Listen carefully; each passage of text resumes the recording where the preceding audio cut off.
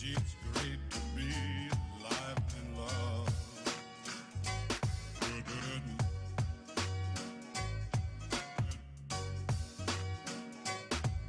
good morning, sun.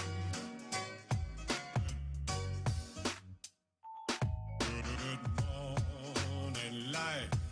Good morning, sun. How are you? Skies above. Gee, it's great to be alive and love. Good, good morning, sun. Good, good morning, sun.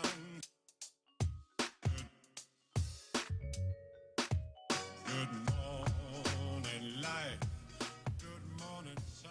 How are you? And good morning to you all. And this is amazingly, apparently the 37th time I've done this or attempted to do this. So cheers to fantastic number 37.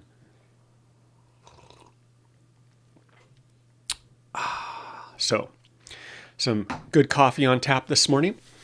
And this morning we'll go on a little bit of a journey. I like to find some interesting little thing and pursue it and see where it goes and learn. And this took me down a few side routes, and we're going to also do a little off-roading this morning, trying to figure out how to fix a busted Docker container that won't work. So I was going to try to fix it beforehand, but I thought, well, what's the fun in that? Why not do it on a live stream where there's a little more pressure and see if we can figure it out and see why it's not working. So with that, what do we got going on here? Let's jump into it. I'm changing things up with some Beavis and Butthead, some Flintstones, and I think that's American Dad. I've never watched that cartoon, but I think that's what that cartoon is. But anyway, okay, so let's take a look at Studio 4, and let me get the typing comics off of my page. Okay, so this is how it started. Every morning, I get a daily digest of Business Central forum posts that had activity in the last day. I don't know if that's just new posts or if it includes any submissions to existing posts. I think it's just new posts, and I can show an interesting show how that is done. That's with Power Automate. So anyway, I get this email every morning at 7:38 a.m. And at some point in the day, I try to just peruse the titles of the BC forum posts. And this was one that caught my eye, primarily because I don't understand the topic or the content of 90% of the forum posts. I don't even understand the words they're talking about. But this one I understood. Postman, get purchase invoice header data by ID. And I thought, that sounds familiar. I understand what those words mean. So this person says we are fetching all purchase invoice header data. Got it. So purchase invoices in the URL, you're retrieving all purchase invoices. Usually not the most helpful. But then this person, Kajal, goes on to say, I'm trying to get a record of a particular purchase invoice by using the below query on Postman. Makes total sense. So you have 1,000 purchase invoices. You actually just want one. So the person says get Business Central prefix, which is kind of critical. So if you're posting the Business Central URL that you're using in Postman or whatever, I would post the actual full URL. You can obfuscate your company name and the GUID of your tenant and things like that, but at least post the URL, because I don't know what this means. This could mean just APIBusinessCentral.com. It could mean several other things. Then prefix API v1.0, and if you've been paying attention to the API URLs, you may catch a opportunity there, because there is now a 2.0 as of October 2019, I believe. Then there is the expected company's ID and purchase invoices ID. And that part looks good. So I was thinking, well, I mean, in concept, that looks fine. I don't know what's down here, but this part looks pretty good. So please let me know how to get a particular purchase invoice header using ID. I'm getting the below error. Now, unfortunately, this screenshot, on the forums, the screenshots post in postage stamp size. By default, you have to change the dimensions in order to make them visible, like a minimum of 800 by 600 dimensions.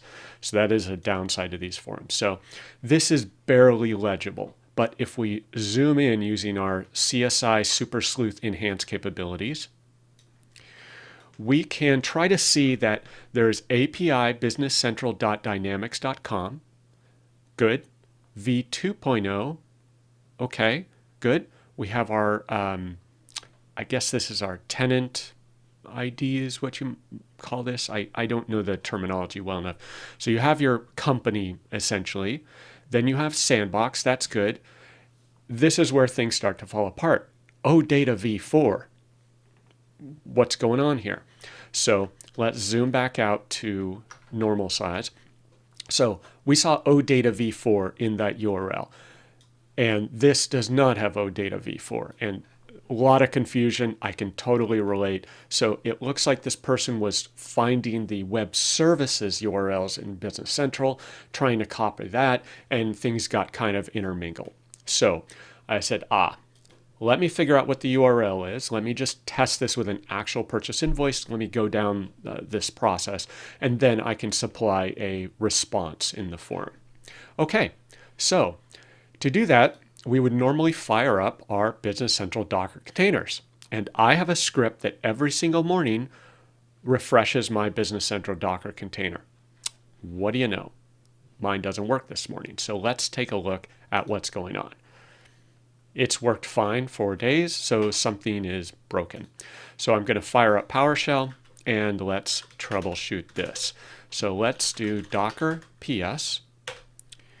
Okay, so we see that I have a test 17. So for this very reason, I now automatically create 2 different Docker containers every morning. Every morning is completely refreshed with whatever the latest build is. So I do have my test, but my normal one, dev 17, is not happy. It's not listed. There's literally nothing there. Wow. Okay. So that would explain why I can't get to it. It's not starting. It's not getting an error. It doesn't exist. So let's go to my email, because I should be getting an email log every morning that tells me what's going on. I think this is it. Let me figure out my password. I don't log into this email much. It's just a dummy email. Gmail. Azure. Oh, come on. Google. There we go. Okay, let's see if I can get this to work. And fingers crossed. Look at that. Okay, so it worked. Now, of course, I'm not paying attention to these emails because they're just going to a dummy email box, but good to know. So interesting. This started, look at this, back on, I've been getting errors for a while now.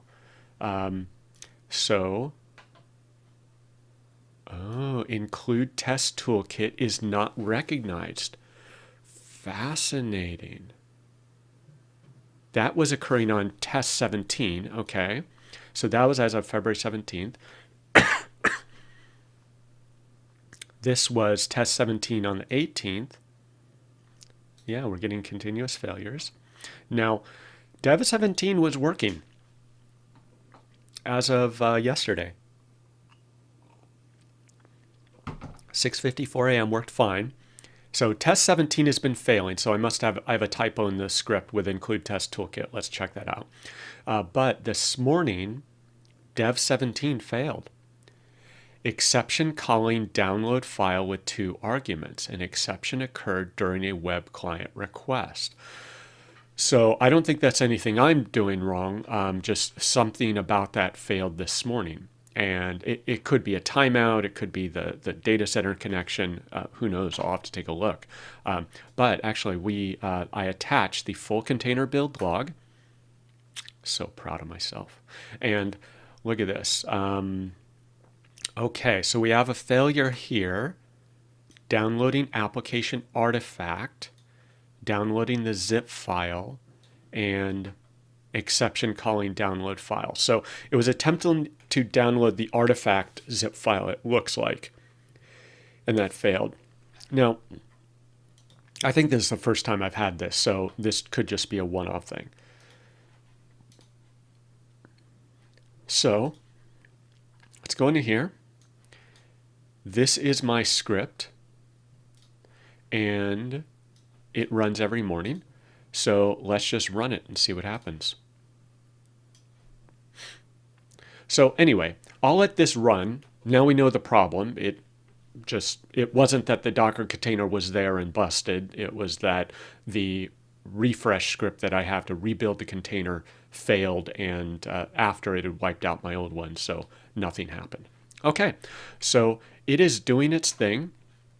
Let's minimize that, and we can just work with the test container, which should be up and running. So if I go to test 17, so this is a good lesson to have at least 2 containers at the ready. You can live on the edge and just have one, but that can interrupt your day, and you can have a good 20-minute delay. So admin, my top secret password here. Okay, so test 17 is up and running, so that is good news. Be prepared, as I learned in Scouts. So that was just a side journey. Why was the Docker container not working? There we go. The build script failed, and we'll see if it succeeds later. And I do need to fix the test 17 and figure out why that's erroring out. Okay, let's just do a quick check.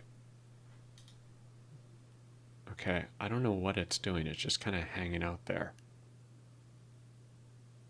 Okay, we'll see how that goes, and I may have to troubleshoot that offline. So let's get back to Postman.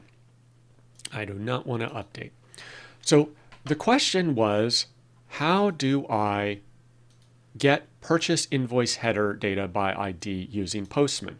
So let's take a little bit of a lesson in Postman. And I am not a Postman expert. I watched a couple of videos where someone, I think it was a Microsoft employee actually, did some really cool stuff in Postman. And just showing me what it could do, I was like, oh, I get it. It was super cool. So number 1 is create collections. There is significant value, my impression, from creating collections. So I'm just going to create a new collection from scratch just to show you the process. Okay, so I'm just going to call this demo, BC demo. Okay, and we're going to create that. And I don't think it'll let me drag it. Okay, so we have our BC demo here. Now, actually, so a comment on the feed. Most likely that was AJ. The video I watched was not AJ. I can't remember where I saw it. I don't think it had anything to do with Business Central. It was just some random Postman video that I watched. This was probably in 2019, a long time ago. And they happened to show the environment variables, collections, default authentication, and the test scripts. So that's what I'm going to talk about today. But AJ is very well aware of all these features, obviously. So, okay, so I've got a BC demo environment. I'm going to add a request. And before that, actually, let me take a screenshot so that I can remember what variables I'm going to set up here. Okay. Because I don't have them memorized because I have collections. So you create this folder here in Postman called a collection. Okay, great. Now you will create a new request in that collection. And let's call this get BC API methods.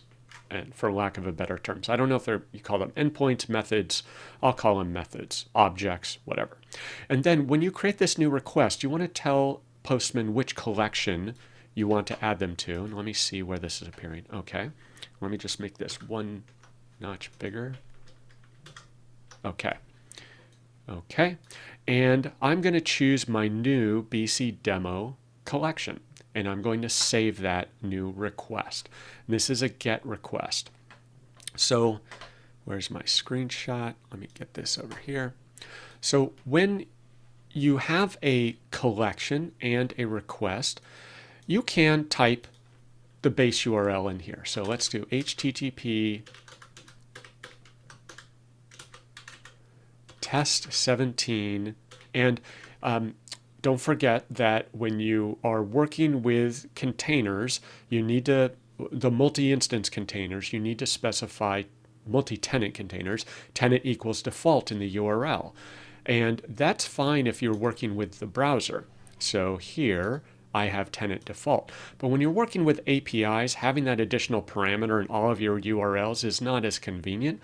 So Freddie very helpfully created a host name entry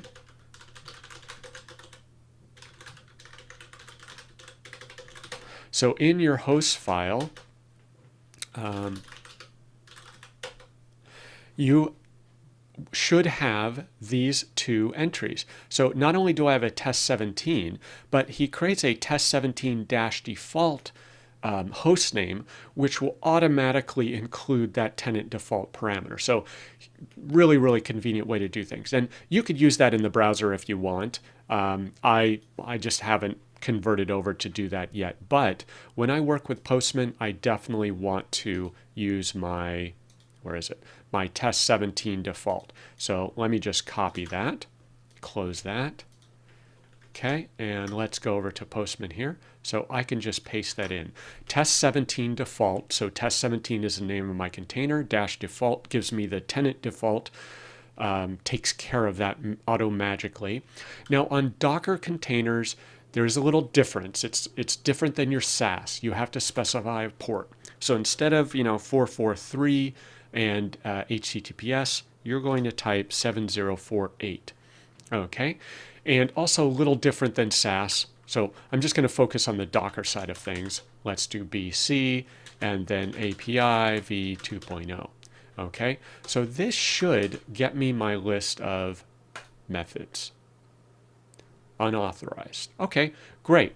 So I try to hit the API endpoint. It's unauthorized. Well, it's because I haven't given Postman any authorization. Now I could go in here and I could say basic auth, and I could say admin and password, and just it's your nav user, BC user password. Save that, hit send, and fingers crossed. Coffee break. There we go. So now, that quickly, we have set up Postman to connect to our Docker container, retrieve all of the API methods that we can talk to. Very cool. Well, it is very cool except for once you have 5, 10, 20 of these saved in your collection, they will be a nightmare to maintain. So if I change the name of my container to dev17, then I'm going to have to go update 20 of these requests. No bueno. So how do we deal with that? How do we make this more maintainable? So collections can pull variables, and requests can pull variables from environments. So see, I have a couple environments here. So I'm just going to go in here and manage my environments. I'm going to create a new environment. And let's call this BC demo. Okay, I'm going to add that. And I can just click on my BC demo environment. And you notice it says, cool, you can create some variables here. So let's create a variable called base URL. And this value is going to be my HTTP test 17-default colon 7048. So that way, I don't have to type this in. I can just use a variable called base URL in all of my calls. So let's just see what that would look like. Okay, now I close this. Now when you're working with environments, you have to choose the correct environment. So I have one for Docker, I have one for my SaaS tenant. So I'm just going to choose my demo one because that's the one I just created. Instead of test 17 default, I can cut that and I can do these double curly braces here, and I can do base URL, and there's probably a way to insert those variables. I haven't looked into how to do that. Oh, look at that. Okay, so let's see if this works. Let's see if I right click. Yeah, I know there's a way to get your variable list. I know what my variables are. I only use a handful, but that'll be something I need to learn is, okay, how do I have it show my variable list here? So now I've replaced this whole thing actually with base URL, BC API v 2.0. Let me save that. And look at that. So I've replaced that URL. I don't have to remember it. I don't have to copy it and paste it 20 times. Postman now substitutes in that value for me. Awesome. So we are cranking along. Now, I like to have additional variables for the components. Not necessary, but you could put all of this as, say, the URL suffix or URL version, whatever you want to call it, as a separate variable. But I have split that up for better or worse, and I have set up a variable called environment. So for example, let's say you're working with multiple customers and you're working with their SaaS tenants and you're having to connect to multiple customers. Well, this might be where you would specify that. And so in this case, I'm going to choose BC, and then I'm going to have a separate URL suffix here for the API v 2.0. So this environment might be the environment or the tenant and environment. So like company.com/production. You could have that in your environment here so that you could have one for this company production, this company for sandbox, another company production, etc. Okay, so I'm going to update that. Let's see, anything else I want? Okay, that's good for now. And now what I can do is I can substitute in environment, and I will do, there we go, look at that. Now IntelliSense works. So it must not like it when I'm in the middle of a string, but when I'm at the end typing a new one, there we go. There's the auto suggest there. Okay, so now I've completely replaced this URL with variables. Let's see what happens. Ah, okay. So the path must start with blank / followed by whatever. So this is fairly common. You will have a typo, and that's totally fine. So you click, the way I've done it is I click on this code and it shows me, okay, what is it trying to do? So you notice I have a BC/API. Okay, so I'd recommend being consistent with your environment variables. Do you include slashes or do you exclude slashes? And I have a practice. I think it's best to exclude leading and trailing slashes just so that I'm consistent. You could include them as long as you do it consistently. So I'm going to do update here. And now I know that I'm going to specify the slashes in this URL, save and send. What is wrong? It's after BC. Okay, did I not click update? BC demo? Huh. Oh, okay. I haven't yet researched this, but you have two values here for variable, initial value and current value. And the initial value, I believe, is where I can specify this, like I can hard code these environment variables. And the current value is where these can be updated by scripts in Postman, which I'll show you next. So you notice I fixed my current initial value. I did not fix my current value. So let's correct that. Let's do update. So a comment is coming in regarding authentication, which I'll pause to talk about since I have authorization here. And it is correct. So how do you do Postman with OAuth? Basic authentication won't be supported in the future, and that's absolutely correct. Microsoft is looking to phase out and deprecate basic authentication using Basic Auth or a web key. So you can use the API key for your SaaS sandboxes. You grab a user web API key, you paste it in here for your authentication. The nice thing about this is it's simple. The downside is it is not as secure, and it's a little less manageable because you're having to do that at a user level. So Microsoft was planning on deprecating the Basic Auth or Web API key authentication with, I think it was scheduled originally to be April 2021, but they did not have a way to do service-to-service automated authentication and token exchange. So they have deferred it to at least Wave 2 2021, October 2021. So I have done OAuth authentication once, got it set up. It did work with Postman, but it was not pretty. I was reading the instructions like they made no sense. I got it to work, but I had no idea what it was doing. It was much too complex, and it is very unuser friendly in my opinion, at least the approach that I figured out to do. AJ does have a lot more information on and knowledge on doing that. And I need to look back at the class notes. I took his class on web services or BC APIs.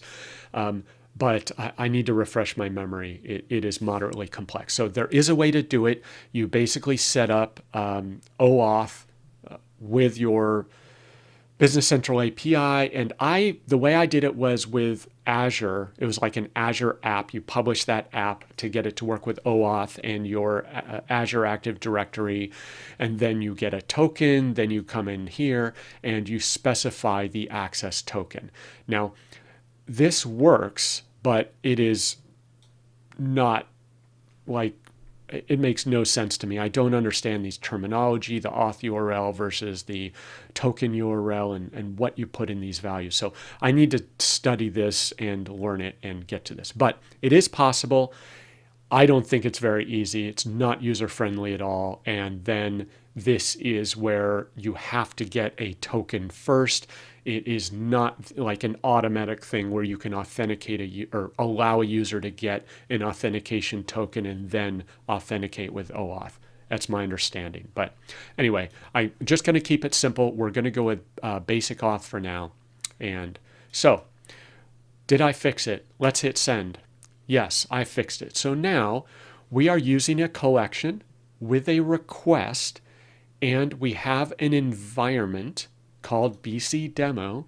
That environment has variables with initial values that I populated, and those end up as current values. So now I do not need to remember, memorize, or deal with the URL at all. This is both good and bad. It's good because you don't have to deal with it. You don't have to remember it. All you need to do is go in here, put your variables, copy this, and anytime you want to change any of these parameters, whether it's your base URL to talk to a different Docker container, change your environment, maybe if you're SaaS, talking to SaaS, it's the company or tenant or environment. I need to look at those terms to get those right. So company.com/production, or sandbox, whatever, or your URL suffix, version 1, version 2. All of that is handled for you now. So that's fantastic.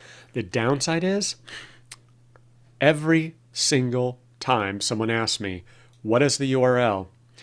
I have no idea. I don't remember it. And I could try to study it, but I kind of know, like, okay, you got this prefix. Okay, API v 1.0, that really should be 2.0. You have a tenant or a company and a tenant, and then you have the suffix here. So I kind of know the structure, but I'd be hard-pressed to spot a typo in a URL if it were close. So that's the downside to having this done. But for your sanity, you really should be using these environment variables. And you'll say, okay, that's great. So now let's we have this BC API methods, and what I do is I tend to just number these so that I can sort them in Postman. So I'm going to call this 01. Great. Hit save. Now I'm going to, rather than recreate this, oh, one other thing you can do. Instead of having your username and password here, we can use environment variables for this. So let's go back to our environment, click on that, add a new variable called API user, and this will be admin for the time being, and this is API key, and this will be password. Okay, I'm going to update that. Okay, so API user, API key. So I can use those here. So API user, look at that, and I don't know if it'll auto-fill this. There we go, API key. Cool. So now we have those, so we don't even have to deal with that. You could do it this way, but even better. Instead of even specifying the username and password here, what we can do is say inherit from parent. So rather than having to specify authentication or authorization on every single request, you choose inherit from parent. What does that mean? Well, it means it's getting it from our collection. So I can go into my collection here, click on these dots, I can edit my collection, and I can go to authorization and specify this will be basic auth and API user API key. I'll save that, and I don't even need authorization at the request level now. Now, this is inherit from parent, which is interesting. I never looked to see if this could inherit from parent. I guess not. So I'm wondering, can this collection inherit from the environment? And I guess not. But this is good enough. So I know for this folder, let's say this is a customer folder, or this is my, instead of BC demo, I will say this is my BC test container. And now I know that I'm getting the environment variables from this.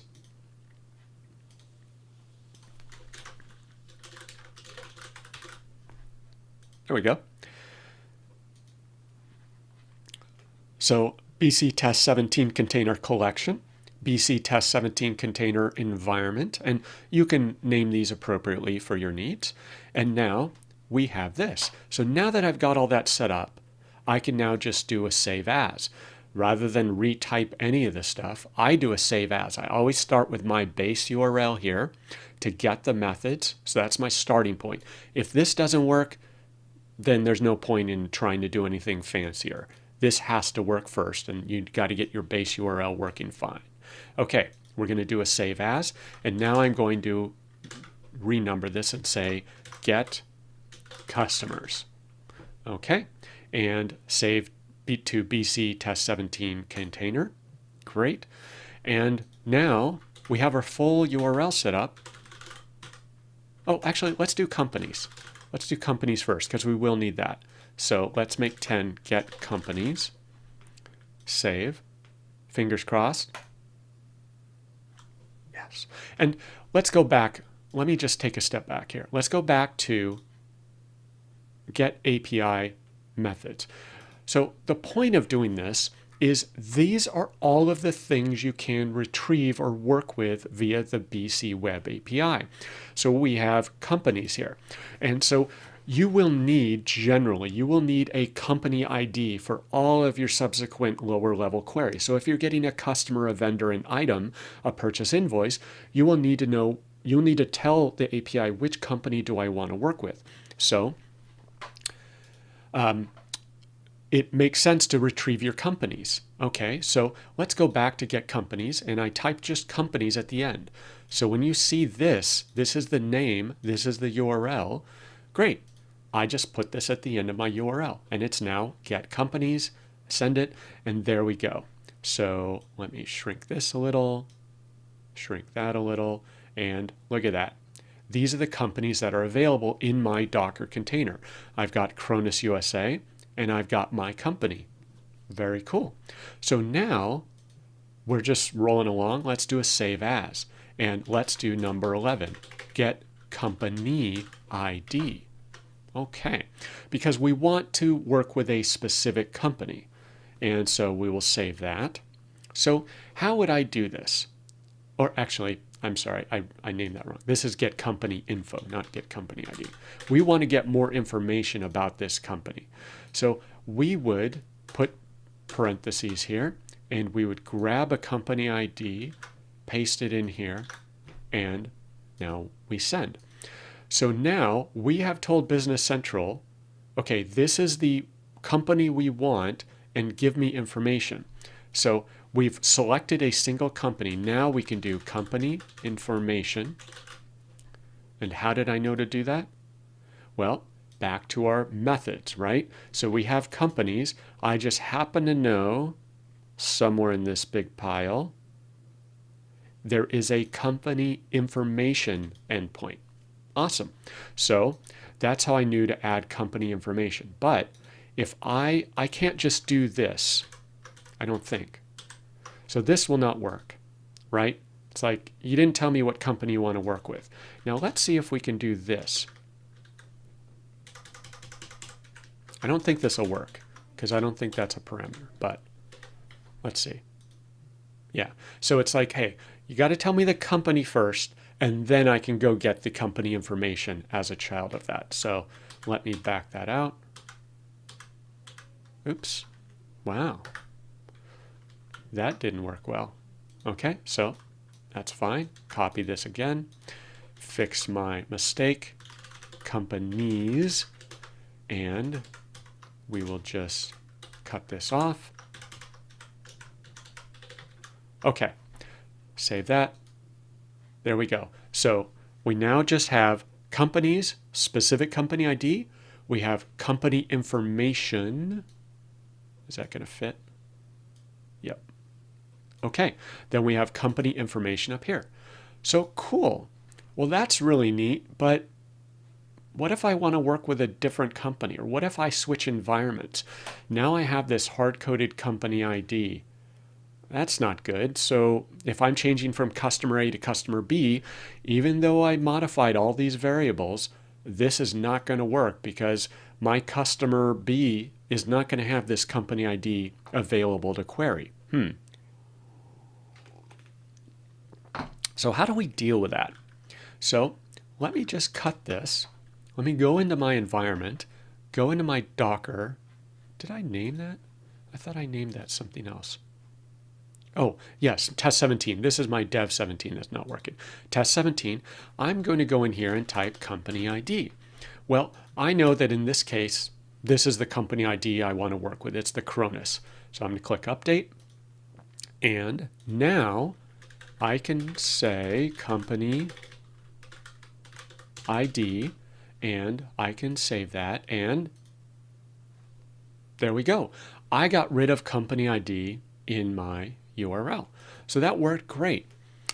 But you may be thinking, observant viewer, well, if you switch, if you go in your environment here and you change the URL or the environment or the customer or whatever, you're going to have to go figure out what the company ID is, which you're going to have to query manually, retrieve that ID of the correct company, copy the ID, paste it in here, and then you can run your queries. And it's like, that's not great. So the folks at Postman, very clever folks indeed, have anticipated this.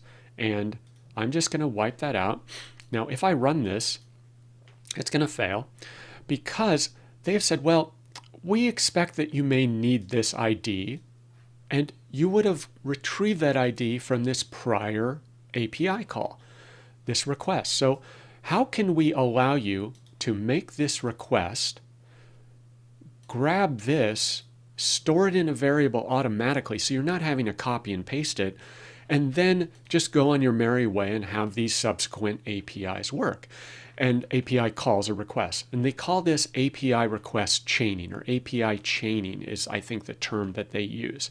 So that I can just run these one after another and have everything populated in my variables for me. Well, to do this, and I'm going to have to copy and paste this because I don't remember. Okay, so let me go back here. Let's close this down. Okay, so to do this, they have a feature called tests, and it wasn't necessarily designed for this one purpose. It does a lot of other things. You can actually test your API calls, validate the results with this, but one side benefit is you can have JavaScript in this field that will grab some data from the response and push it into your variables and update your variable values. So this is the fancy version. I'll just paste this in here first. But what I'll do is I'll show you the kind of lower tech version. So this language is, this JavaScript in this area is not the greatest in terms of documentation I found. But if you know a little bit about JavaScript, so we can say, I want to grab the company ID. So you can do pm.response.json, convert to JSON, and I want to get the value from that JSON. And this is, the reason I use value is because that is in our results. And let me see if I can make that bigger. Control. Okay. Hopefully that is more readable for you. It starts to get unwieldily large on my screen, but hopefully that's more readable. So we have a JSON node, I'll call it, here called value, and it is an array. So because this is an array with multiple values, multiple companies, we want to tell it which value we want. So I'm going to specify 0. Okay? And within this first 0 element of the array, I want the ID because that's the company ID. So within value 0 of the array, I want the ID. That should extract this value, store it in my company ID variable. Now, if I did that right, I can then go in here and say Postman set environment variable. And you notice the IntelliSense isn't working. So that's what's a little quirky. And I'm just going to copy this because there's nothing special here. I want to set my environment variable called company ID to the variable value in company ID. So what's going to happen is when I run this request, this JavaScript is going to run automatically. It's going to read this JSON, go to value, array values, array element 0, read my ID, and take care of that variable for me. So no more copying and pasting. So let me hit save, hit send, and everything worked. I didn't get an error. No errors on my test. Now I can output this to the console log and say, well, according to this, my Cronus company ID should be this. So let's do that. Okay. And everything looks good. No errors. And I can go to View, Show Postman Console, and I can see, well, let me do that again. Let me clear it, send it. My Postman Console says, okay, here's my get. And there we go. Cronus company ID is A8D55, blah, blah, blah, A615. Look at that. And if now I go into my environment, look at my test container, my company ID now has a current value. Initial value is blank because I didn't hard code anything, but my current value is this. So this is an awesome way of not hard coding your URLs and not hard coding your variable values, right? So super cool. So this is what I did as my totally tangent side journey trying to answer this forum post. And it's like, okay, I knew I needed to get this done and learn this and figure this out and get it set up. I just hadn't done it. And I saw this in a video 2 years ago. I was like, okay, I got to learn this. Now you might be saying, observant viewers, well, that's great, Steve. You have now stored your company ID and that saved you from copying and pasting it, but you still have a hard-coded value here. You're still saying value 0 to get the company ID, assuming that the very first company in this list is the one you want to work with. Good point. That is a problem. So having this hard-coded is not much better than having a hard-coded value in my environment variables, right? I have no idea where Cronus is going to show up in this array when I select the company list. So a couple ways to do this. There is the low-tech, when I tried to search for this, the response that seems to be common is, okay, write JavaScript to loop through every element in this value array and see what the name is, and if it's a match, then grab the ID. So you're literally looping through every single element of the array, which is just not good practice. And it works fine. In this case, we only have 2 elements, so it's not a problem, but I knew there had to be a better way. I'm just not a JavaScript guy, and I'm not good with Lambda expressions, so I didn't know. I looked for it, and no one was really doing it here. All the responses were how to use the JPath, I think, or JSON filtering query syntax to filter this output to get what you want, and then you can just hard code this as 0. I just don't like that. So we can also use this. So this is a side note. The Business Central APIs support OData query filtering. So I can do this, and I can do $filter name equals Cronus USA eq. And I think I need to do this.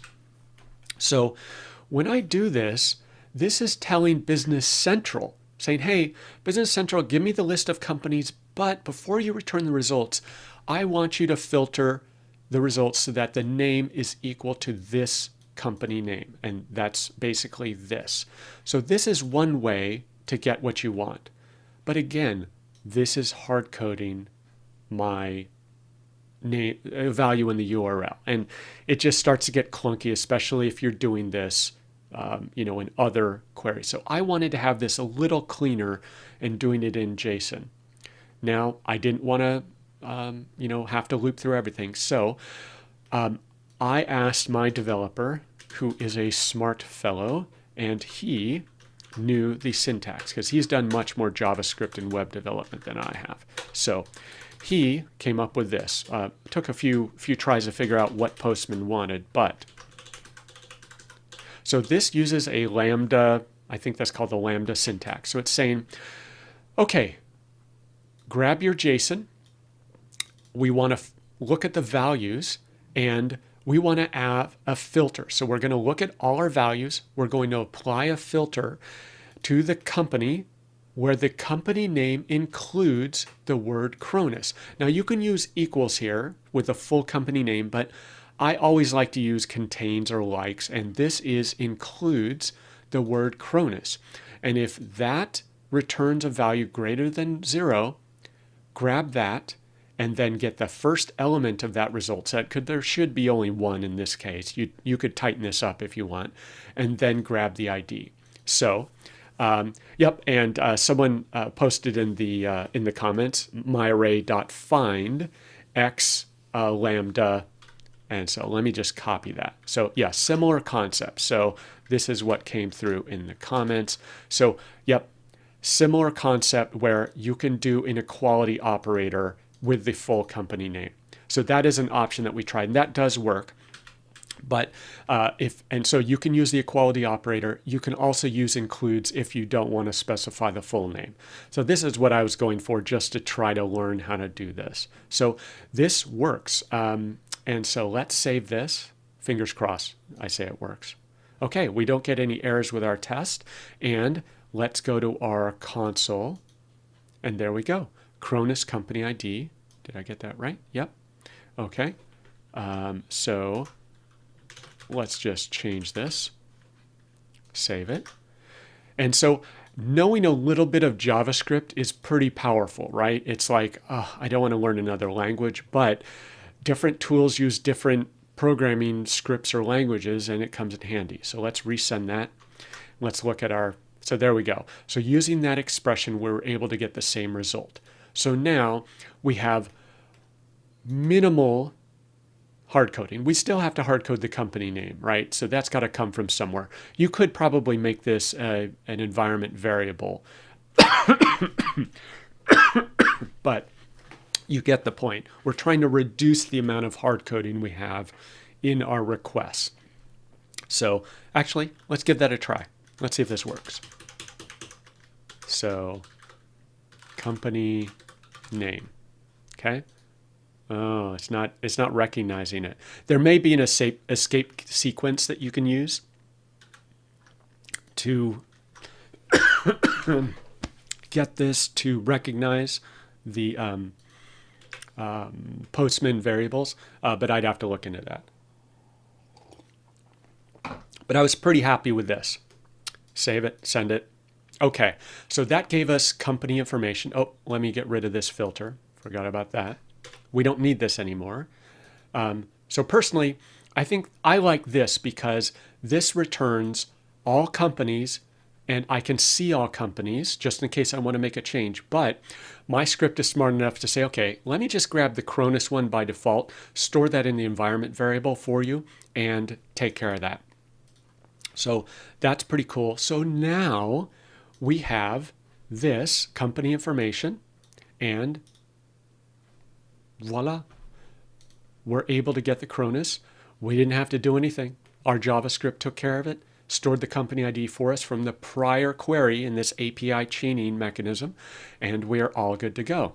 So now we've done all this. All of this is just prep to answer the forum post. Okay, so let's do a save as. Actually, we got to do a little more prep. So let's do 20, get vendors, plural, BC. Oh, look at that. I mistyped this. Oh, my light went out. Battery died. Save to test. Okay, so we have get vendors. Now, we don't want company information. We want vendors. And let's save that. Okay, so now we get all vendors. Because we're dealing with purchasing invoices, we need to specify a vendor ID before we can retrieve a single purchasing invoice. So we have a bunch of vendors. Okay, well, you may see the common theme here. Let's work with the Fabricam vendor. Well, if I go down here and I save this, and I'll say,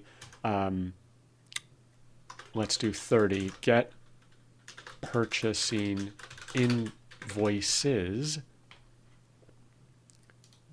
Okay, so now instead of vendors, I'm going to need a vendor ID purchase invoices. And let me rename that.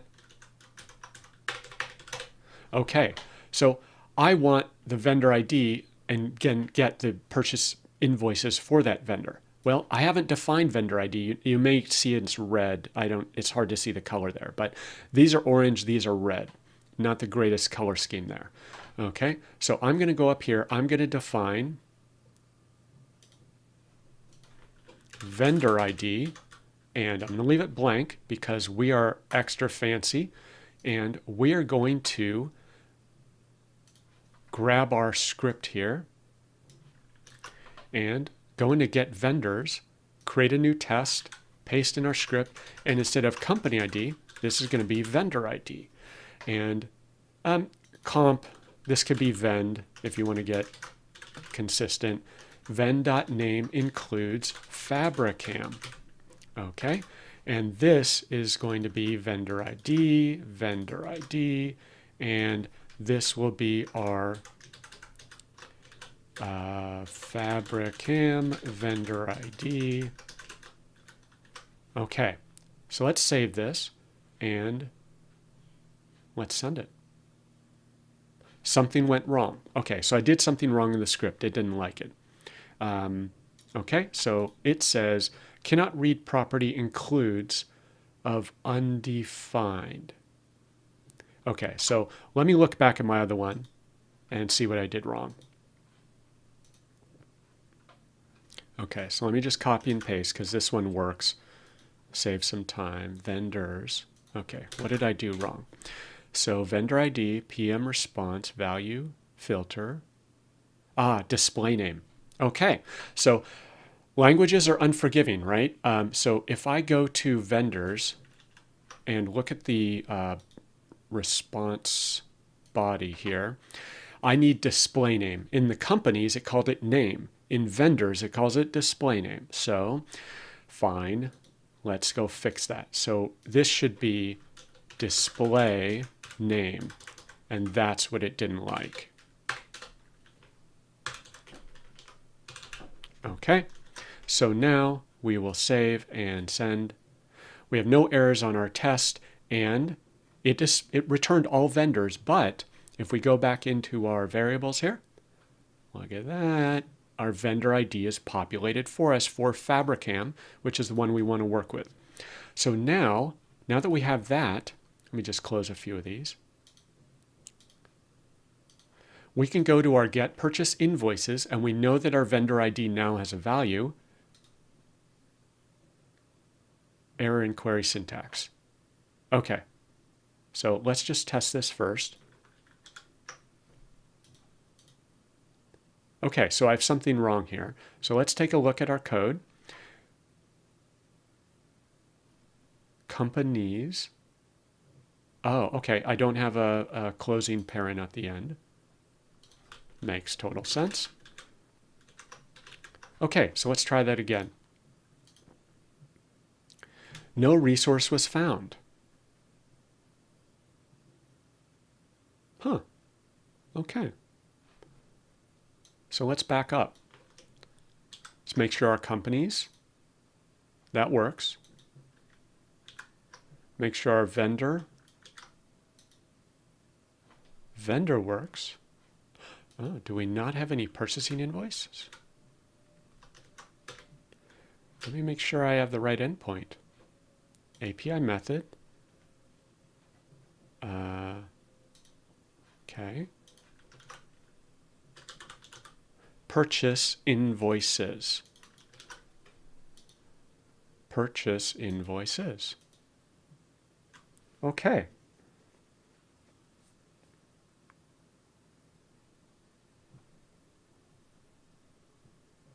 Missing slash after vendors. So I now have a slash. So let's just resource not found. Let's check out our code. Okay. Companies slash vendors slash purchase invoices. Okay. Let me go back to the one that worked. Fortunately, I have that. Oh, look at that. Okay, so I was wrong. I thought that I had to specify vendors and that purchasing invoices was kind of a child endpoint under vendors. It is not. Purchasing invoices is purchase invoices is a top level endpoint. Okay, so I did that wrong. So let's go back to that. Always good to have a reference that I actually did right. So, okay, so I don't need this here because that will get me vendor info, and purchase invoices is not under vendors. So let's do purchase invoices here. Let's test that first. Okay, so this gives us all purchase invoices. Now, we want a particular purchase invoice. Now, we could just get fancy here and say, oh, if you know the ID to answer the forum post question, you can paste it in here. That will give us just this one purchase invoice. So that is an option. Alternately, we can say, well, I want the purchase invoices, all of them for this vendor, and maybe I want to filter down from there. So we can do $vendor. So $?filter vendor ID equals vendor ID, and that's the one that we captured in an environment variable earlier. There we go.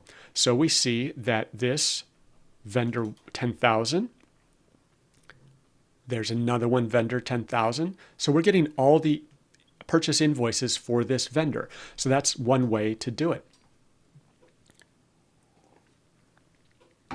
So pretty cool stuff here. So it is good to use these environment variables, but and the JavaScript in the test, but you may need to use this filtering syntax on your API calls. So that's really cool. So now we have this. Now, let's just do a save as and directly answer the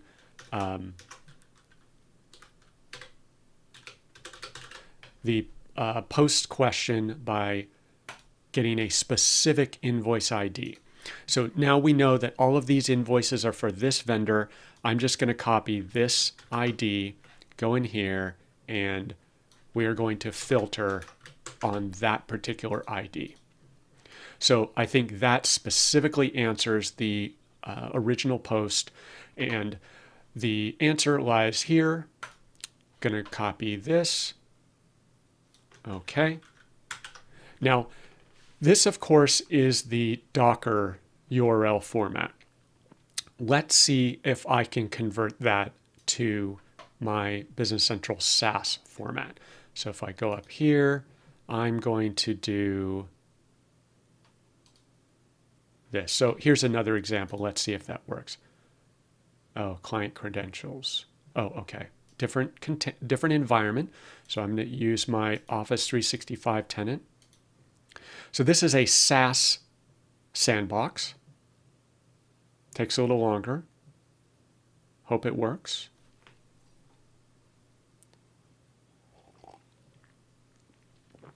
Please. Okay, there we go. So very interesting, the performance of that first call. That's not great. And so I'll have to look into that and see if a keep alive makes sense. But we did get one purchase invoice back.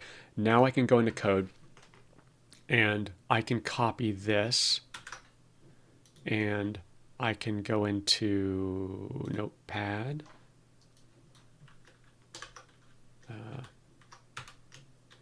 Okay, so what do we got going on here?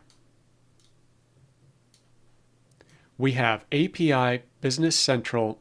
I wish it didn't have that.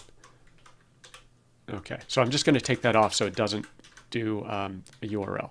So we've got our base URL, and you could include v2.0 if you want in that base URL. We've got our company name. So this is my just sandbox, percipiosoftware.com. Oftentimes this is a GUID. So in the post, you'll see something like this.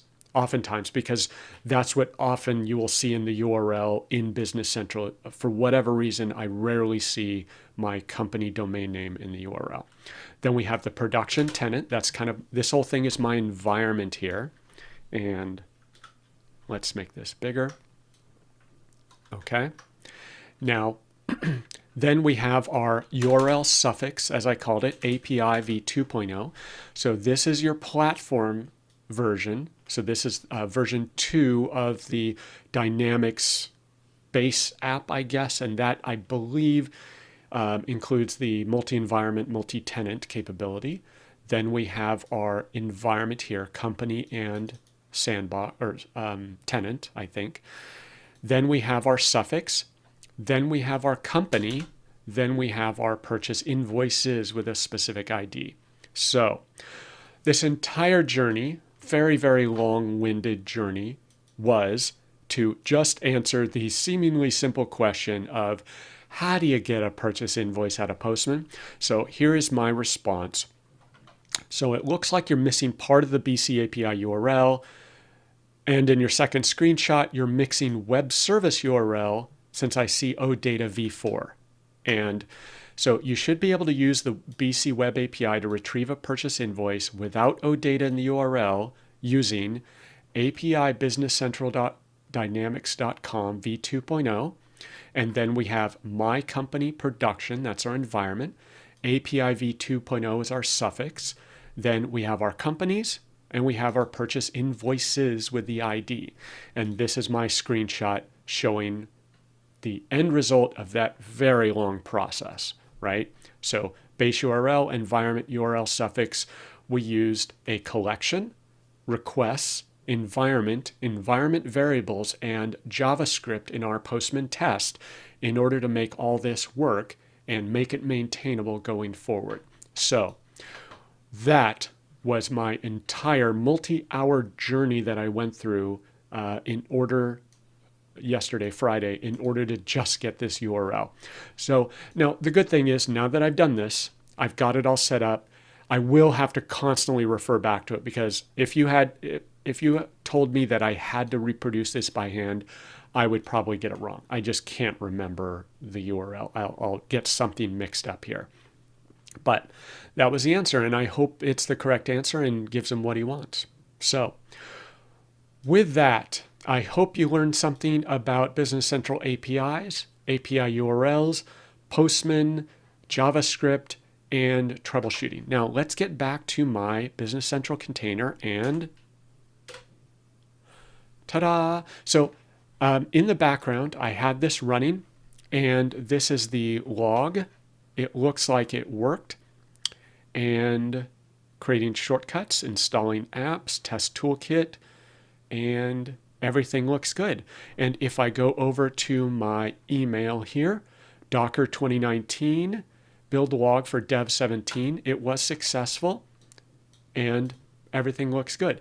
So let's take a look at the error I was getting. So I saw that I'm getting an error every single day for the test container. It doesn't like include test toolkit. So let's see what's going on there. So this is my main one. It's dev 17. This should be the exact same in my test script. So if I scroll down to the bottom, I have include, look at that. You see what's missing? I am missing the tick mark, as they call it. It is I'd say this is the worst character delimiter of any language I have ever seen. The tick. Like, no one uses it for anything else unless you want to torture someone with smart quotes in Word. And this is the multi-line delimiter in PowerShell. It is absolutely horrible because it is so easy to miss. It's so hard to see, and like I didn't even notice it. So I was missing the tick, so the line wrap wasn't working, and so it considered this an additional command. So now let me save that, and from now on my test container should work fine. Let me just run this so that my test container gets rebuilt with a current version. But I now have dev. Now that I have dev, I can go in here, and even though, let me just fix this name, rename test. Okay, even though this is supposed to be test, I can go in here and change this to be dev 17. And I can change it that quickly. Let me just make sure it, okay, it didn't update current. That's weird. I don't quite understand how to manually maintain these, but let me update both. Now I should be able to run this. And dev 17 just got created, so let's see. Okay, and there we go. You see dev 17 default in the results set. So that easy. Now all of these should work against my dev 17 container by just changing that one environment variable value. Super powerful, super slick. I'm sure there are dozens of other features in Postman that I'm not even aware of yet. Tests is super cool. Another thing you can do with tests as a side note is you can have full-on tests in here. So it can analyze your JSON. You can do equivalent to like an assert or is error or does match, whatever they call it.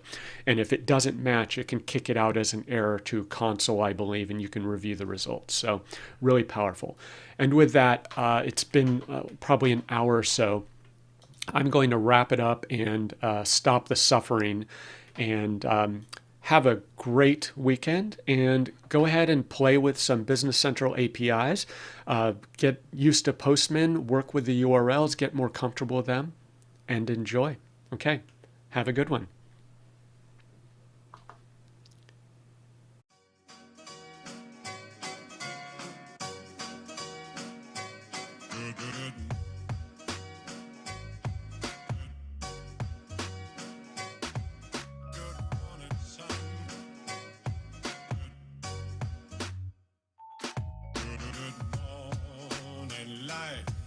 Good morning, son.